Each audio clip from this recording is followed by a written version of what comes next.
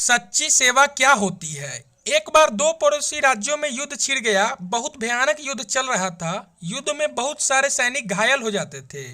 दोनों राज्यों की सेना में ऐसी कर्मचारी भर्ती किए गए थे जिनका काम था युद्ध स्थल पर जाकर अपनी अपनी सेना के घायल सैनिकों की मरहम पट्टी करना और उन्हें पानी पिलाना। उनमें से एक राज्य की सेना का एक कर्मचारी था पंडवरन। युद्ध स्थल पर जाता और घायल सैनिकों को पानी पिलाता और उनकी मरहम पट्टी करता।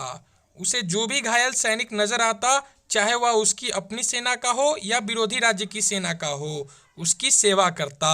इस बात पर कुछ सैनिक ने राजा को शिकायत की कि पंडवरन विरोधी राज्य के घायल सैनिकों को भी मरहम पट्टी करता है और उन्हें पानी पिलाता है। राजा ने उसे तुरंत बुलाया और उससे पूछा, पंडवरन, तुम्हें घायल सैनिकों की सेवा के लिए रखा गया है, किंतु तुम तो विरोधी राज्य के सेना के घायल सैनिकों को भी सेवा कर रहे हो, ऐसा क्यों? पंडवरन बोला, महाराज, मेरा कर्म है कि मैं घायलों की सेवा करूं। मैं जब युद्ध स्थल पर जाता हूं तो मुझे सिर्फ दर्द से कहारते घायल मानव नजर आते हैं। मुझे उनमें अपना या विरोधी नजर नहीं आता है। मुझे सिर्फ अपना कर्म याद रहता है, इसलिए मैं हर घायल की सेवा करता हूँ। पंडवरन की बात सुनकर राजा ने उसे गले लगा लिया और कहा, पंडवरन, तुम सच्चे सेवक हो। कथा का सार यह है कि सेवा अपने या पराये को देखकर नहीं की जाती।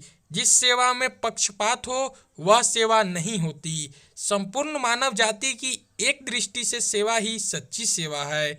वह सहज, दयावश और मानवता के नाते की जानी चाहिए। आशा करता हूँ कि आपको ये कहानी पसंद आई होगी और ज़रूर आपको इस कहानी से कुछ सीखने को मिली होगी। ऐसे ही हर रोज़ एक नया कहानी सुनने के लिए और ज्ञान पाने के लिए हमारे चैनल को सब्सक्राइब कर दे और आपको कहानी का सबसे महत्वपूर्ण पार्ट कौन लगा हो कमेंट में ज़रूर बताएं।